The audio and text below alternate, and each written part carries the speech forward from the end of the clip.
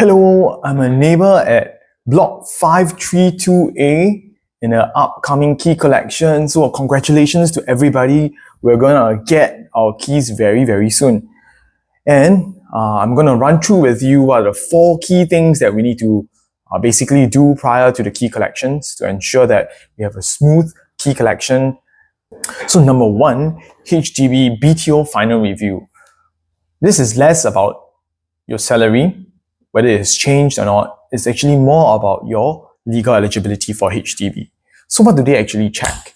They check on items such as whether you have go on to own, bought, or inherit a private residential property, whether it is in Singapore or is it overseas. It also goes on to actually take a look at the scheme that you have actually applied on. So if you have applied via, a public scheme or fiancé-fiancée scheme or single scheme, it wants to make sure that, you are still in that status of a family nucleus, or if you are on track to getting married, or if you're still single. And it also wants to check on whether you have outstanding debt with the government or HDB, as well as you are still a Singapore citizen or a PR. When you applied for the HDB BTO, when you were a student or when you were NSF, you would have taken this thing called a Deferred Income Assessment. And that is when you actually need to submit it 3 to 12 months worth of your income statement.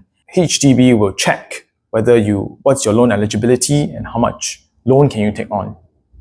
2 is the mandatory fire insurance. If you are taking on a HDB loan, it is mandatory that you must buy the basic fire insurance for HDB from HDB's appointed insurer, Etica. And this is very cheap. It costs you about $1.50 to $8 for a 5-year policy. You can actually go online via the Etica website, ETIQA, a few days before the appointment and actually sign up. So this fire insurance really only covers the internal walls, internal structures, and pipes of your home. It does not cover your expensive renovation, if you have any, or your $5,000 so far, if you have any. If you want to actually go on to also insure for your home content, feel free to browse the Etica website and purchase a higher insurance coverage.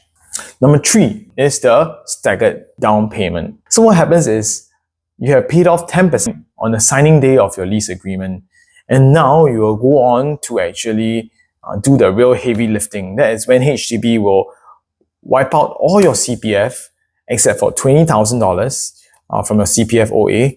If you still have a cash gap between your CPF and your loan amount, that is when you need to make sure that you come with your ATM card or your credit card. Ensure that you have increased your credit card or your ATM card limit from $5,000 to maybe $50,000 to ensure that you are able to pay off the cash gap. And if you're not comfortable with increasing your digital limit, you can actually go on to do your cashier order from the bank. And number 4 is the SP application prior to your HDB appointment. So you need to open an SP account via the SP app 2 days or even 3 days before the key collection date or the completion date. So what happens is you just go onto your SP account, sign up via your SingPass, and when you hit there, after you collect your keys, you go to your HDB, you can immediately walk into your HDB, and then you are able to actually turn on the lights and the water. So because HDB actually has a special agreement with SP such that we can actually do it within a very short time.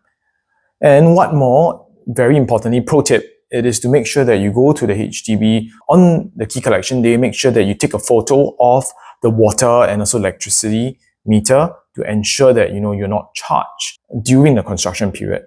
And I also have created a key collection checklist. Just sign up for my Telegram and I will drop you the key collection checklist.